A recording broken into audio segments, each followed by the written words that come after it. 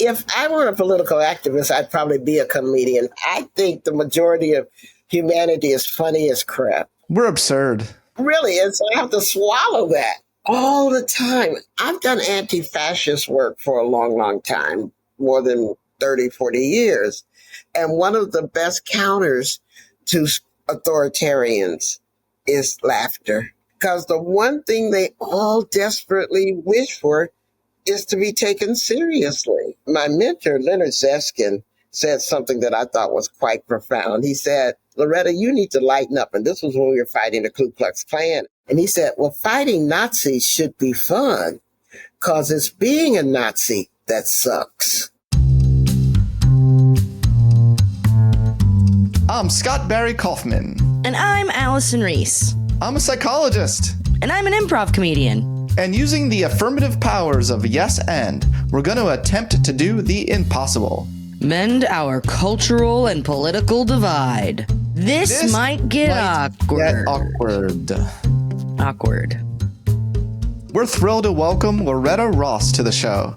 She's been a human rights activist for over 50 years. She's a MacArthur genius.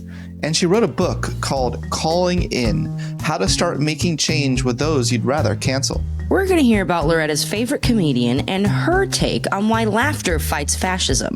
We'll learn why she thinks calling in rather than calling out could mend this country's political divide, and how she used this exact philosophy to help deprogram white supremacists. And later we'll play a game called Good Advice, Bad Advice, where Loretta teaches us how to handle slurs, racist relatives, and knowing when to walk away. Loretta J. Ross. We are just so honored to have the legend here herself. Truly. on our show. Welcome. Thanks for having me on your show.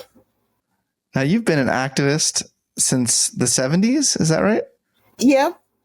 When I first went to Washington, D.C. at the ripe old age of 16 in 1970, it was very easy to be an activist in Washington, D.C. because it was a global city.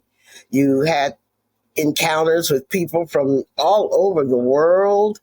It was only a couple of years after Dr. King had been killed. The city was gentrifying. Even as a student at Howard University, we felt that we were in the heart of transnational activism. We were fighting against apartheid. I mean, it was kind of hard not to be an activist. We did anti-war protests, anti-apartheid protests. We even had a big protest to shut down the campus because we didn't like the amount of times chicken was being served in the cafeteria. We protested everything. Did you get better chicken? No, we believed that Howard University owned a chicken farm. So that's why it was served 5 days a week. It would start off as fried chicken, then smothered chicken, then diced chicken, and chicken soup. We think it was the same bird being recycled. Oh, the same bird being recycled. Well, that's worth activizing. Yeah, that's worth a protest for sure. We had substantive issues too, because back then all women were required to take hygiene courses on the assumption that we didn't know how to keep our bodies clean. Oh. And all men had to take mandatory ROTC, military training.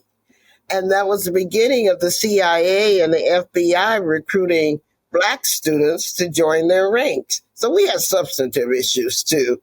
But it also can start off as a chicken fight. Loretta, I want to talk about comedy a bit before we dive into bridging the divide and getting more into your life as an activist. I want to know, who is your all-time favorite comedian? I'm really fond of Josh Johnson. And I actually am flying to a city just to see one of his shows because the show closest to me was already sold out before I found out about it. So I'm taking a special trip just to see Josh Johnson. His 130 days was up as the Doge, like daddy or whatever. Like, I don't know what this job is. He asked Trump if he could stay. And Trump was like,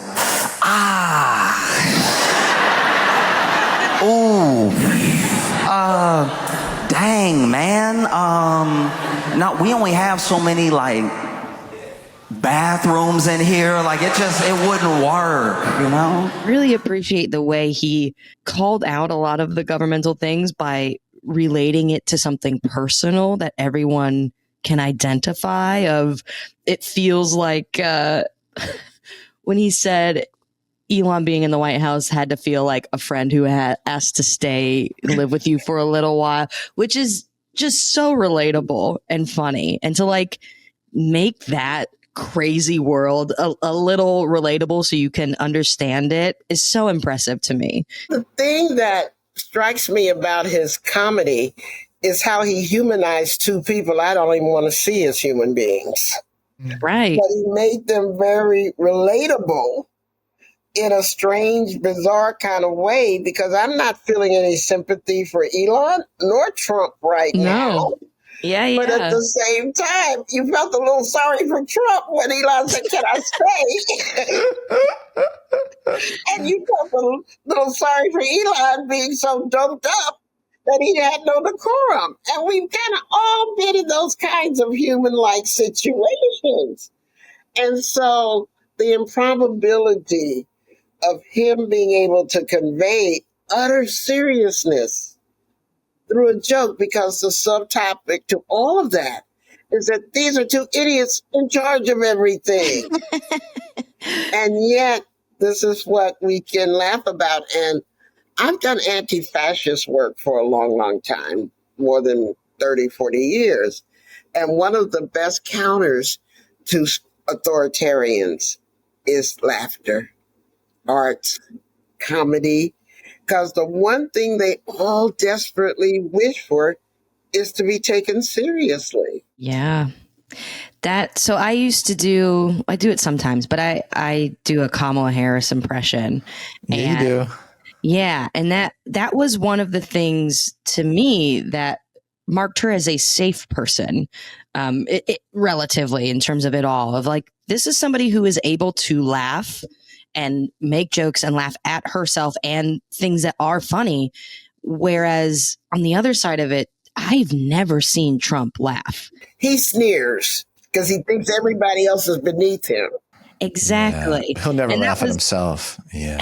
And that was something that always like sends like a little shiver down my spine of like, bro, you can't even laugh, bro. Like what?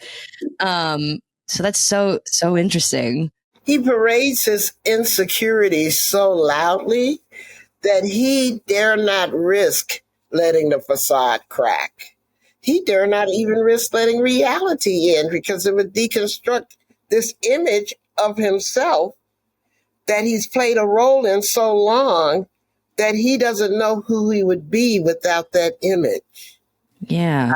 I mean, as I said, if he wasn't causing mass destruction around the world, I would probably feel sorry for him, because it has to be torture to be so divorced from consciousness and reality, and to be so supremely dissatisfied with that secret you hope the rest of the world doesn't peep. It boggles my mind. And I want to know, to pivot just a little bit, what do you find not funny? Meanness. If I could isolate all the cruel, mean people on an island and let them just be mean to each other, I would be a happy person. And that, I think, would actually be a really great reality TV show. Mean Island. I was just going to say Mean Island, get all the mean people on an island. That would make great TV, and it would get them out of our hair. Absolutely. Absolutely. I think that the majority of the people in the world, we can be mean. You know, we're very complicated people, and we can be kind. But those who delight in cruelty and meanness, who have no other perception of themselves, or can't even present another self other than meanness and cruelty and exploiting other people, I want them to all just be on an island together. Mean Island, coming to Bravo 2026. Maybe I should copyright it before somebody takes it. I think you should. If we get everyone who are mean all in their own away from us, for the rest of us, how would you mend the political cultural divide among those who motivated to do so? Well, this concept of calling in that I propagate is about finding sometimes that deeply buried sense of kindness that's in everybody. And I believe it's in most people. I mean, think about how we react to a natural disaster. I mean, we don't stop to ask, are you gay? Did you vote? Are you an immigrant? You know, how well do I know you? The only thing we ask is, do you need help and can I help? And I just want us to universalize that feeling that is already in us to man-made disasters too.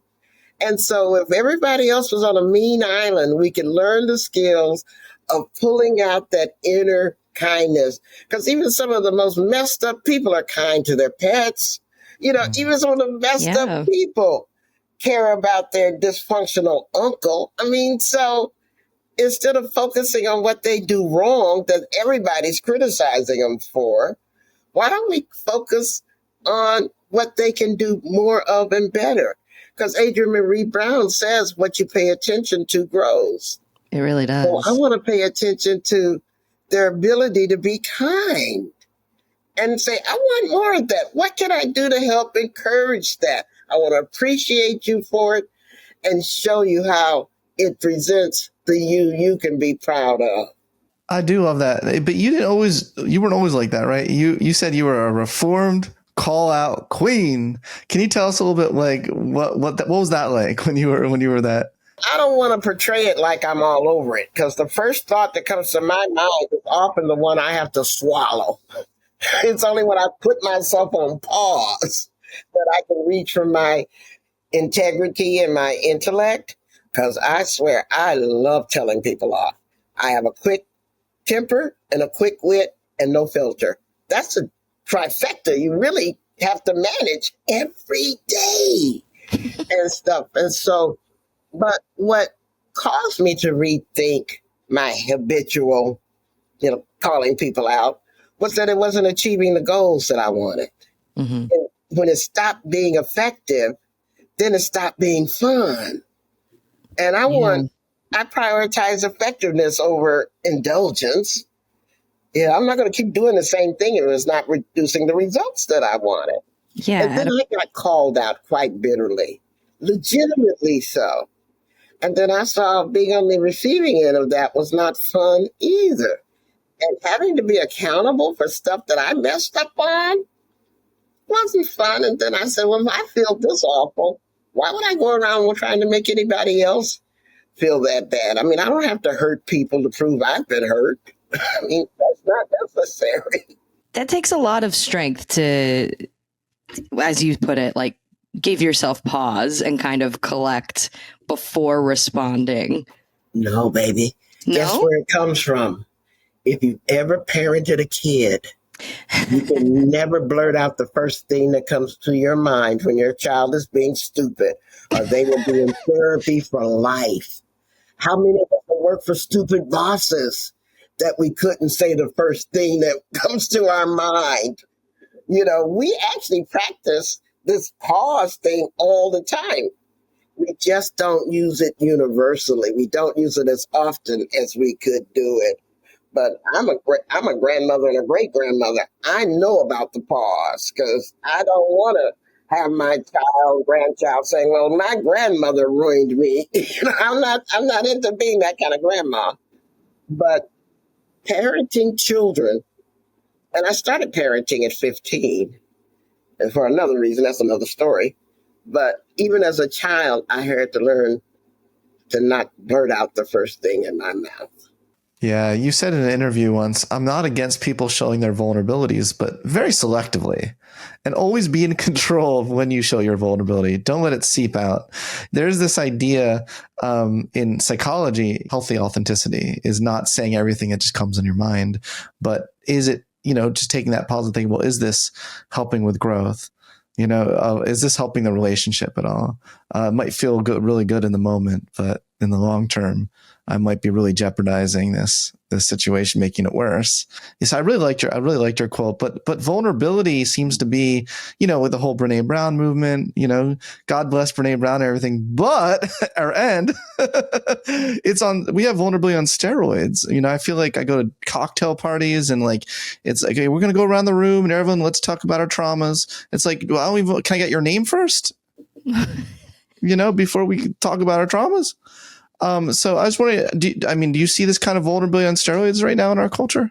Oh, yeah. Well, we're in a culture where everybody thinks that they can get attention by being outraged about everything. Nailed it. Right? And, this attention economy, of course, is going to exploit people's vulnerabilities. It's going to wrap that victim mantle around ourselves so concretely that we don't even know how to define ourselves outside of what we've been through, that kind of thing. And so reclamation of our joy and our pleasure and our passion is such a fun project. And that's what I'm trying to tell through my story. I've been through stuff. Nobody wants to play Oppression Olympics with Loretta Ross, because I've been through more stuff, than people could, shake a stick at. And yet at the same time, what I've been through doesn't define who I am and how I want to show up in the world. And I want to share that reclamation of dignity and joy with the world, because I want to be the master of my definition, not those dirty fingerprints people left all over my life. I don't want to hand the remote control to Loretta off to an asshole. No, absolutely not. Now, just for our audience's purpose, can you define calling in, what that is versus calling out, and how it pertains to the culture we're in right now? Well, why don't I start with calling out? Because calling out is publicly shaming and blaming somebody, usually through anger, for something you think they've done wrong that you want to hold them accountable for. Now, calling in is actually a call out. The same thing, because it's an accountability process. But instead of using anger and blaming, you're going to use love and respect and grace and forgiveness as a way to achieve accountability. So instead of saying, I can't believe you did that, or you just did this, or you just said homeless instead of unhoused, and try to be the language police and the thought police and all of that stuff, why don't you just say, that's an interesting point of view you have there. Do you mind if we talk more about it? And I can tell you when I used to think that way, but why I don't think that way now? Yeah. There are other ways to have people grow, help people grow, without you jumping down their throat. And by the way, calling out rarely achieves the impact that we think it should achieve, because the people most vulnerable to it are the ones that don't have high-powered public relations firms to recover their reputations with. It's the school teacher, the librarian, the cop, whoever can't surround themselves. And then there's a before you got publicly shamed and an after you got publicly shamed life. And nothing is the same. So I'm saying that if we want people to grow, we have to give them the space to grow. And if we're sufficiently healed ourselves, we can be those bridges for people. I love that. And the healing part of that, is that that's like needed before you're able to effectively call in, right? That's not something you would do unhealed. Well, it actually happens simultaneously. Okay. Because you never fully heal from trauma. You just learn how to manage it better. Mm. I can't unrape myself. Right? I can't say, oh, that didn't happen, that thing. Yeah. But I don't have to lead with my trauma. I don't have to be trauma driven. I can be trauma informed instead. I can know when I need to call in, call off, cancel, or call it off. Because I may not be in that headspace to offer that olive branch or that active, lovely listening voice. Sometimes I want to say, talk to the hand, baby, because this ain't the moment. Peace. Yeah. So we have all these options that I want to teach people about. Do you ever advocate for using comedy when you're calling in? If I were a political activist, I'd probably be a comedian, because I see everything a little tilt.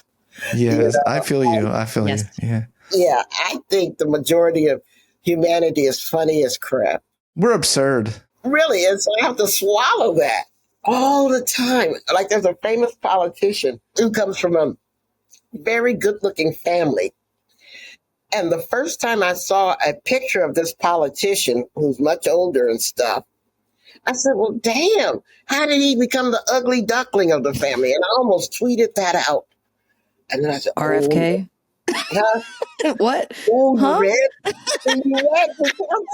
Why is he the first ugly Kennedy I've ever seen? You know why? She guessed it right. Allison guessed it right. Well, you said good-looking family, the first ugly one. I was like, it's the guy who dumped a bear in Central Park. It has to be. I mean, like I said, That's funny. That's funny. that's the kind of ugly thought that pops in my head that I have to swallow. But you wouldn't really have to swallow it if you were a comedian, though. I feel like comedians can get away with that stuff. Yeah, but see, I'm trying to be a calling in person who promises not to say mean things about people unnecessarily. I can say real biting stuff when I want to, because if you deserve my ire, I'm really good at it. Remind me to be friends with Loretta Ross. You know what's the hardest thing for me right now? Is dealing with FAFO. And I'm sure, you effed around and found out. Oh, right. Fuck around and find out. Oh, yeah. The folks who kind of revel in they made bad decisions, and now they're reaping what they sow. And I have to swallow a dozen times a day the I told you so impulse. Absolutely. That is testing my heart and my integrity like it's never been tested before. It's hard to extend empathy to somebody who wasn't listening before and now is kind of getting the picture. That's hard. Like, we're seeing more and more on the right, a lot of folks who voted for this administration becoming increasingly frustrated and kind of realize, oh, hold on, they're lying to us. It's hard to watch somebody not listen, not heed your warning, and then find out and then have to extend grace to them as they are coming out of the fog of the manipulation that they've been in and under. That's been the hardest thing for me, at least. I want to be properly angry at the puppeteers, not the puppets. That's a really, really great way of putting that. That's pretty profound. Well, I mean, you, Loretta, have done some amazing work. You've, deprogrammed white supremacists.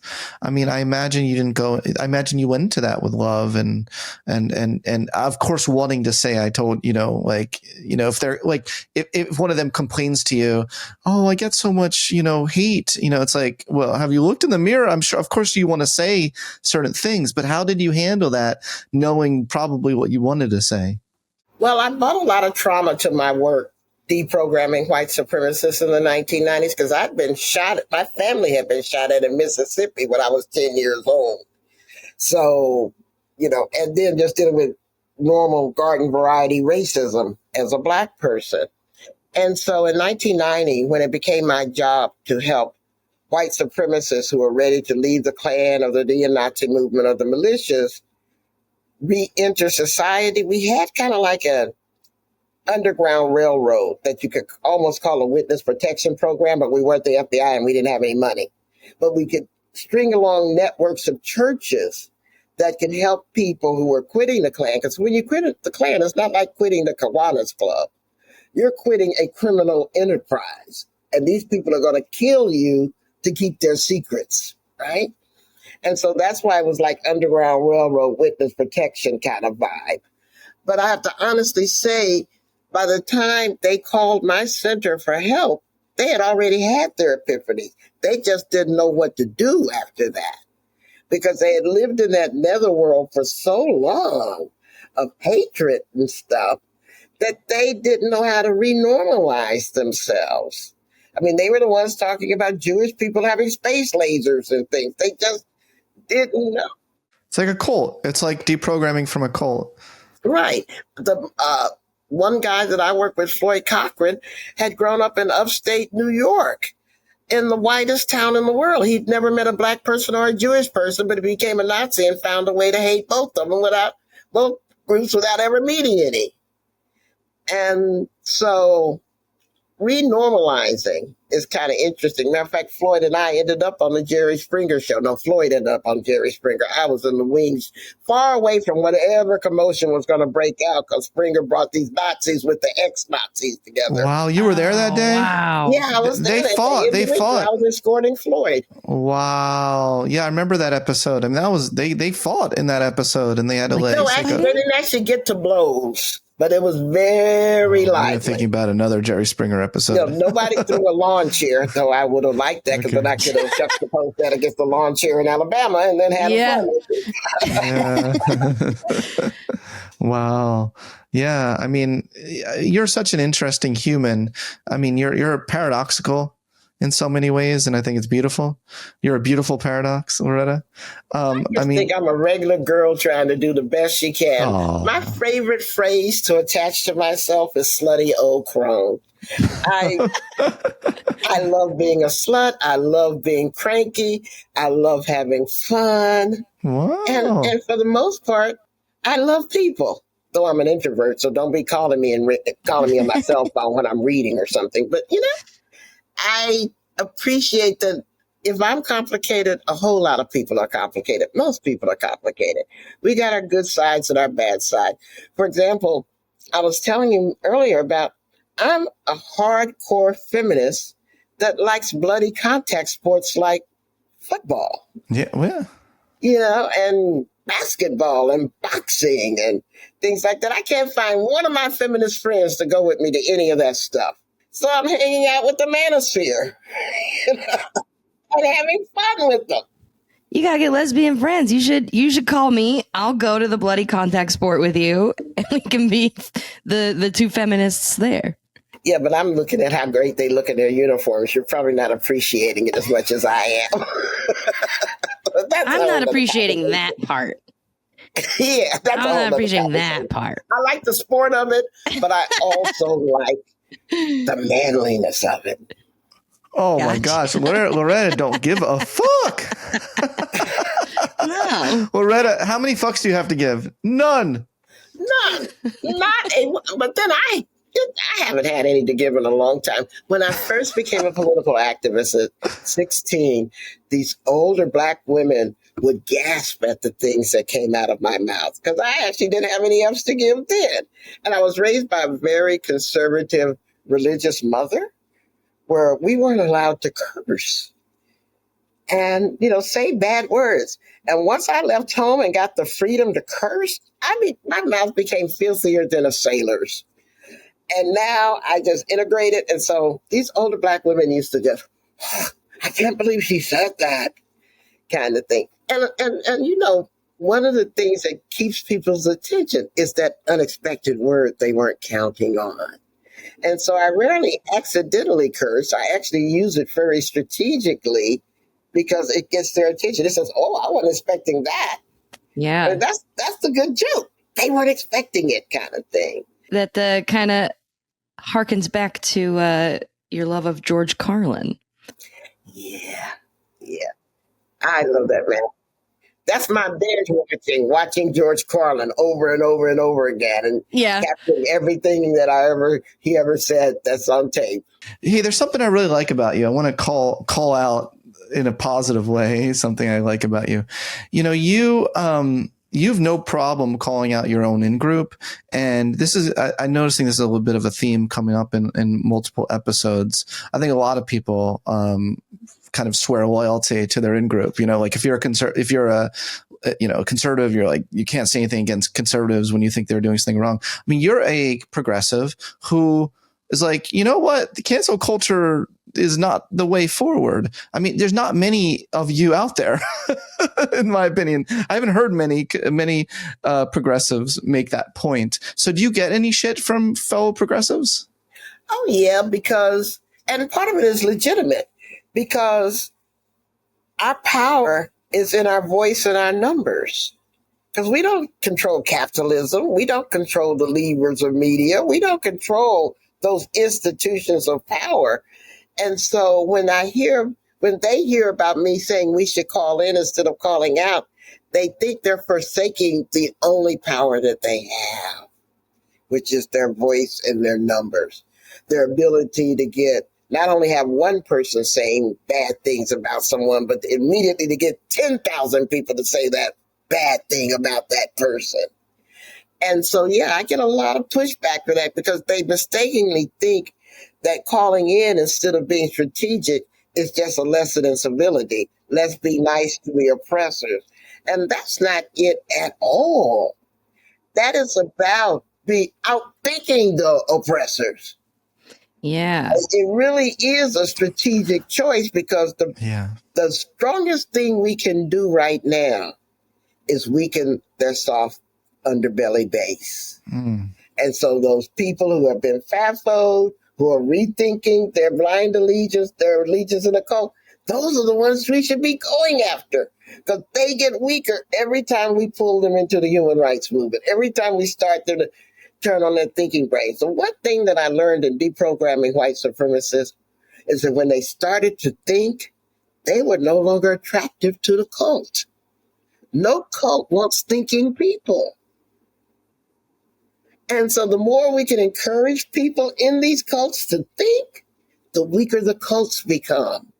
It's such a way, like you rarely hear how to fight something with like positivity and kindness. Right. It feels so antithetical to the word fight, right? But it's actually so important of like you want to come at them with kindness and I mean kill them with kindness in a way. Well, as a Southerner, it comes natural because we'll say, "Oh, bless your heart." You're so special. I mean, we can do it that way. But really, I think that people are hungry for belonging to something. That's why cults can be so effective. And we can help people belong better to themselves and not to someone telling them how to think and be. We can help them belong to a better vision of themselves. We can help them belong to a future that's not based on oppression and suffering, but based on, fulfilling people's human rights and building a better world. And God knows we need to save the planet. I'm from Central Texas, where all those floods just took place. I was born in Temple, Texas, right? I was just there last week. And Temple didn't get flooded, by the way, but, only a few miles away. And to see that outpouring of love in the backdrop of Republicans refusing to take disaster aid that could have prevented all of that demonstrates so remarkably the complexity of the human experience.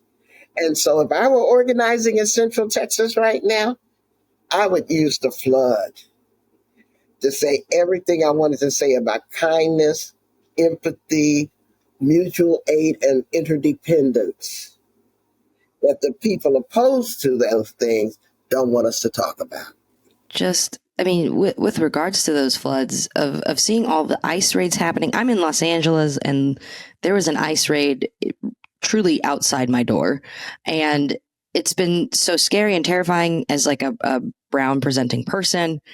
And to see those floods happen and then the act of kindness that Mexico sent relief, that people from Mexico came into Texas to help just says so much.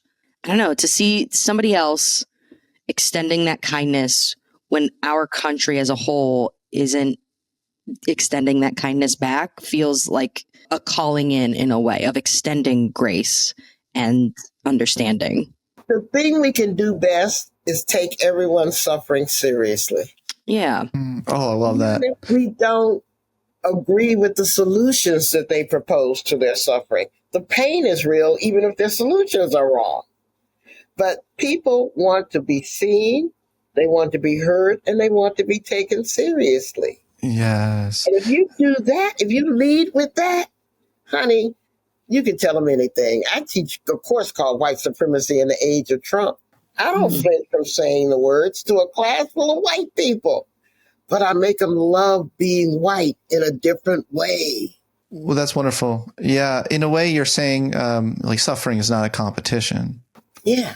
And I just absolutely adore that. You strike me as a real free thinker. And I think you're, and you may disagree with what I'm about to say, but that this show's called This Might Get Awkward. So why not? I think you're not only a great service to right-wing authoritarianism, but I also really believe you're a great service to left-wing authoritarianism.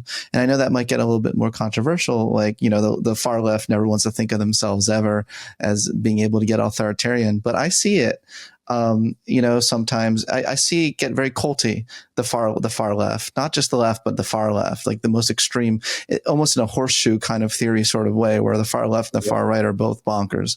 And so I just think, you being a free thinker and you arguing for calling in, and also you calling out in a way, or I guess you're calling in, calling out. I'm getting all confused with what's calling in and what's calling out, but you're bringing up real issues about the right. But I think some of the very same things you're saying do apply sometimes to this kind of groupthink that can happen anywhere on the political spectrum. So I guess I just want to say, I think your free thinking ideas that you're talking about today really could apply anywhere across the political spectrum. Well, because human beings are human beings regardless of political affiliation.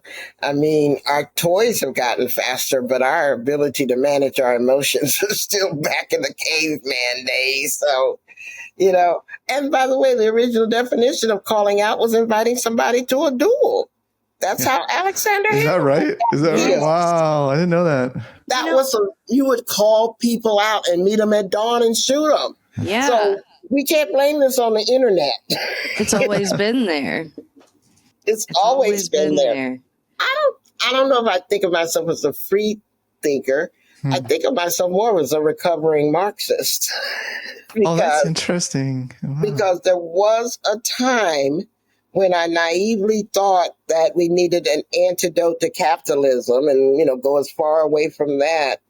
And then I had a chance to visit countries that call themselves ruled by socialism or communism, and found that they were capable of violating people's human rights the way capitalism violates people's human rights. And so I divorced myself from thinking of a preference for a particular political or economic system. I'm more interested in results. Does the system protect human rights or violate them? If they protect human rights, that's what I'm for. If they violate human rights, that's what I'm going to criticize. And I don't care what label you attach to them, whether it's communitarianism or communism or capitalism or greenism. I don't care. Because all this crap is just made up anyway. But does it protect the human rights of people or violate them? That should be the filter in which you decide what you're going to support or not. That harkens back to there's this thing in satire where people want to be politically correct, or in culture where people want to be politically correct. And I find it to be so much more powerful to be morally correct in a way. Yeah. So I call that integrity intelligence. We always talk about emotional intelligence, but how intelligent are we about our integrity? Because I want that impulse that makes you wash your hands after you use the bathroom to be the same impulse that says, I have such a high opinion of myself, I'm going to practice good hygiene and be kind to people. I don't do it for them. I do it because to not do it would violate my opinion of myself and my integrity. You're a humanist. That has been a fix to me. I got a feminist, the Feminist Heroine Award from the American Humanist Association. I really don't believe in any particular credo that well. See, I think people who are too passionate about a fixed way of thinking are the zealots. Maybe I should also explain. I majored in chemistry and physics. I have a very linear way of seeing the world, cause and effect, and scientific experimentation, expecting most stuff to fail till we get it right. I mean, that's the way I see the world, and I'm always open to ingesting new information, changing my theory if the new information requires me to change. I've never been so fixated on any one way of thinking that it couldn't undergo revision. That's the scientific method. You're speaking my language. Yeah, I'm a geek. I'm a true geek. My dad majored in math.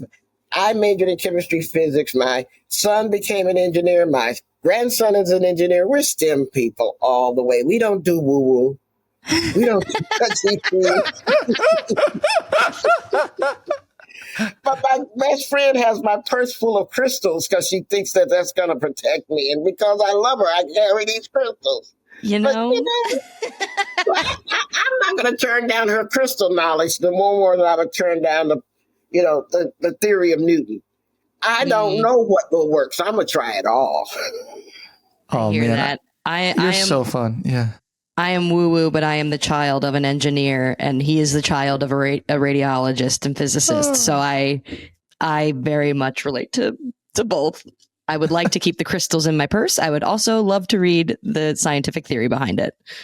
Exactly. See, Yeah. I think that there's so much that's unknown in the universe, but I actually believe everything is knowable in its own time.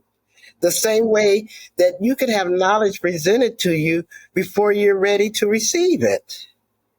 That doesn't mean that knowledge doesn't exist. It just wasn't your time to know that particular knowledge. And so you approach the whole universe like that.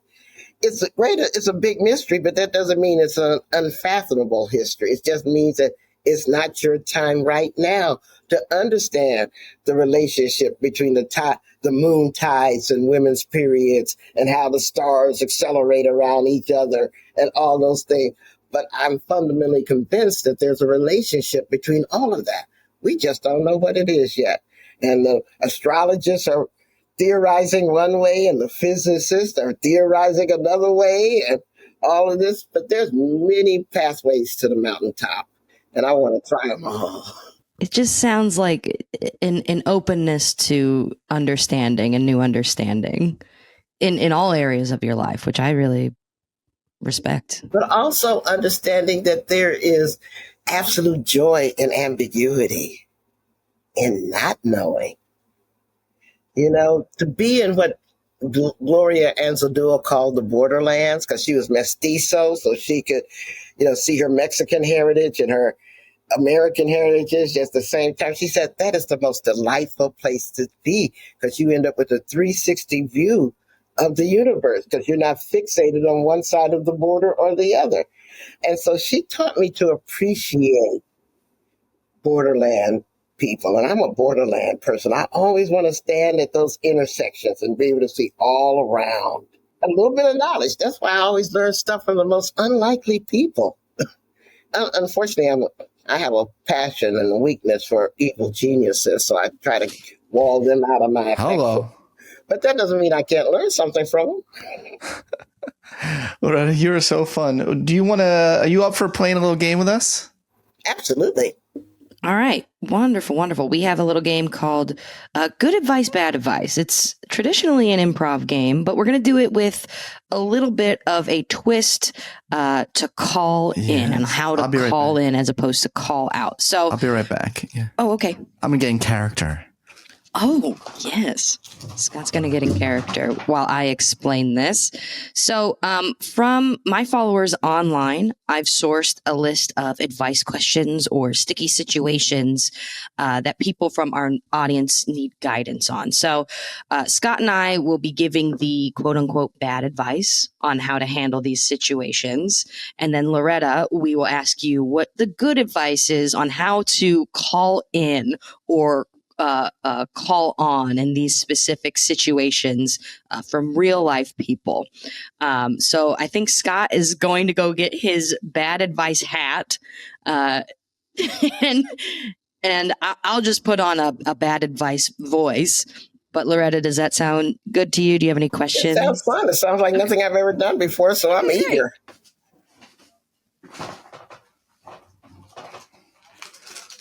What up? What up? Oh my God! How we do's? Let's get some blood. Let's go. Hell yeah, brother! All right, our first bit of advice. So this is from NettyWop 303. People are becoming super casual about throwing around the R word again. She says it happened once on a date, and I was like, obviously so turned off, but also, how should one be like, hey, buddy? Don't do that. I have the perfect advice. for this. If your date is saying the R word, the best thing to do is record him at the dinner on your phone, but make sure it's a live stream so you can't take it back. You have to do it instantly. Get him and his face on the internet. Call him out. Yes. And you know what else you should do? You should release his IQ score on the internet as well. Absolutely. Yeah. Get a copy of that. Release that. Oh, that'll feel good. Oh, hell yeah. So, okay. Yeah. I feel like that's perfect advice from me and from SBK's alter ego. Loretta, what would you say to Nettie Wop 303 on what to do with people becoming so casual with throwing around slurs like the R word, particularly somebody who went on a date with her? It depends on your relationship with the person, because my first response isn't whether or not they should use a particular word like the R word or the N word or the K word or whatever word. But why would they want to? That's the question I'm going to ask. I'm going to ask, you used that word, and I'm not going to criticize you for using the word, but I'd like to understand why you would want to use that word. What's going on with you that would even risk hurting somebody with a word like that? Are you in such pain that you feel you need to give pain to other people so casually? And if so, I really want to know what's going on with you right now. That's so nice. Advice question number 2. How do I get my friend's mother-in-law to stop calling teachers liberal idiot puppets? I'm becoming a teacher and I hate hearing this while being nice but firm. I have the perfect bit of advice to getting your friend's mother-in-law to stop calling teachers liberal idiot puppets. It's to hire a group of puppeteers and employ them to follow her around, just spouting off, liberal phrases and really embarrass her wherever she goes during her day, and have literal liberal idiot puppets following her around, trying to teach her things. That's what I think. I was thinking that instead of a puppet, the Chucky doll should follow them around. Some of these menacing, motherfuckers. You know what I'm saying? Yeah. Like, hey, a really saying? Fucked up doll. The Annabelle. We should employ the Annabelle doll to follow her around. Yes. You heard of the Annabelle doll? Oh, yes. Oh, I know Annabelle. Oh, it's a cursed doll that's on tour and kind of causing destruction everywhere it goes. Let's get Annabelle. Yeah. Let's get Annabelle. Yeah. Loretta, you like that idea? Not particularly, but then I like being intentionally mean. I don't like being accidentally mean. Mean with a purpose. I want to be, the way I said, Karma's a bitch, and she's got really good aim. And I want to be very precise with my anger. I want to be very precise with my meanness. I don't want to just be scattergunning it around just because I can't help myself. So to that person that's talking about teachers, I'd probably, again, relocate the conversation in their lived experiences. That's an interesting thing that you just said about teachers. Can you recall a time when a teacher was kind to you? I mean, I know you can read right now, so obviously you've had good teachers in your life, and you probably had bad ones too. So let's talk about your experience with teachers that would then make you assume that all teachers are liberal, whatever you call them. Because that's not the point. The point is, have you been hurt by teachers? And should we talk about that? And have you been helped by teachers? And should we talk about that? Because teachers are as diverse as anybody else. How would you continue to call in if that person comes back with like, oh, it's not the teachers I had, it's the teachers today that are doing? What if they double down in that way? How would you continue to call in? Well, a famous pundit once said that you can lead a horse to water, but you can't make him think. That's so good. And so I take that to heart. I will make an overture. I will make an offer. If they are willing to have a conversation instead of a fight, I will have that conversation. But if they're not willing to have that conversation and they rather have a fight, I will either indulge them because I want to kick some ass that day, or because I know I can fight better and dirtier than they can. I love getting into a battle of wits with the unarmed. I love that. But if I'm not feeling that, like I don't want to keep trying this, then I'm going to call it off. Another one of my C's.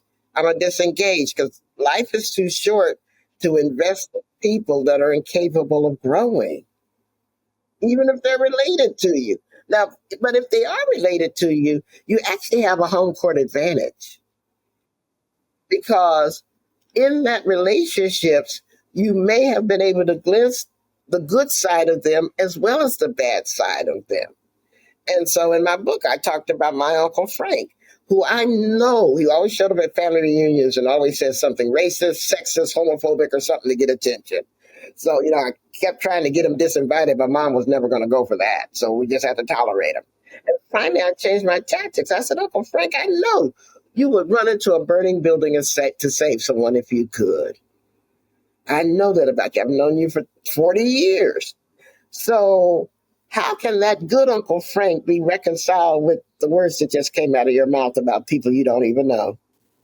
Which Uncle Frank do I have? That's your calling on strategy. You're not calling him out. You're not calling him in. You're asking him to reconcile his own cognitive dissonance.